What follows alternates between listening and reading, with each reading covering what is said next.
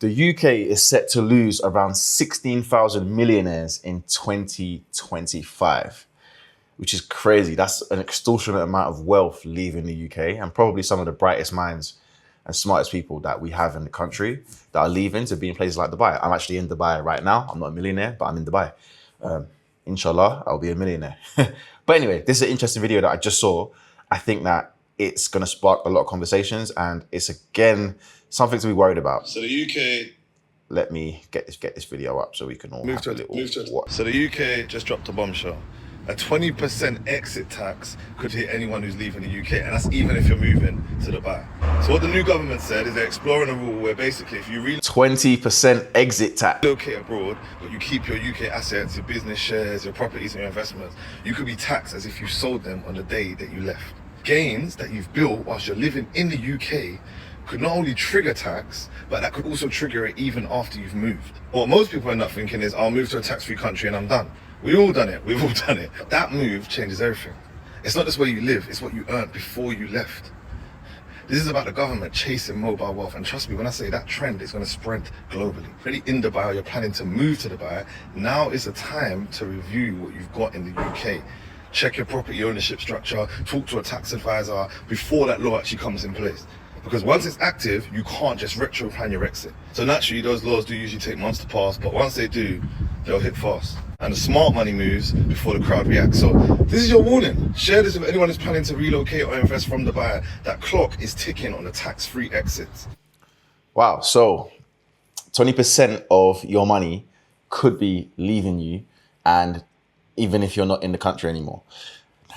Now, I'm not surprised by this law in particular, because we already saw that they've made a change on the non-dom tax. So that doesn't surprise me completely. And I'm not sure how soon this tax would be put in place. It's going to take a while for them to approve something like this, but it doesn't surprise me at all, man. This is just kind of typical. This is kind of what I expect to see.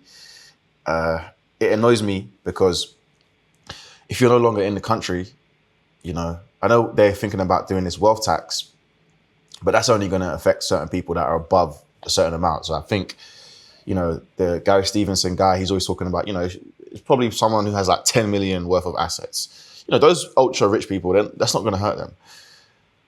But is it going to affect people that are maybe doing 100 grand a year, 200 grand a year, and they've got a property in the UK, but they live abroad? Stuff like that. Is it going to affect those type of people? If that's the case, is that fair? I don't know. I think that there's so much taxes. If you run a business in the UK, you know you're getting taxed. If you got income tax, you know, dividends, all these different structures, VAT, all these different structures that can really affect you.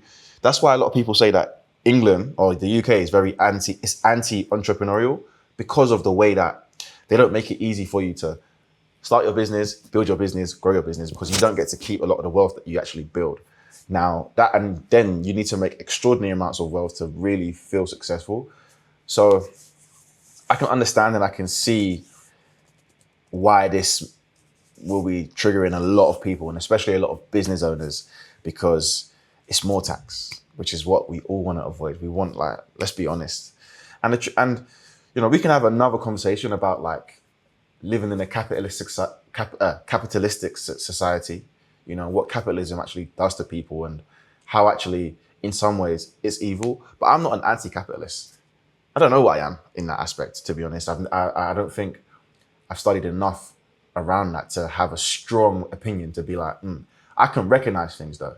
And I think that's where, you know, my intellectual itch can, you know, comes in, where it's like, I'm recognizing this is taking place. So yeah, man, if you're planning to leave the UK, get your shit in order, because if this does come in place and it's not confirmed, you know, you will find it difficult, and you will have to consider, okay, these assets are now going to be taxed. You may have to give up your assets. You may have to sell your house. Like me, I've got a house in the UK.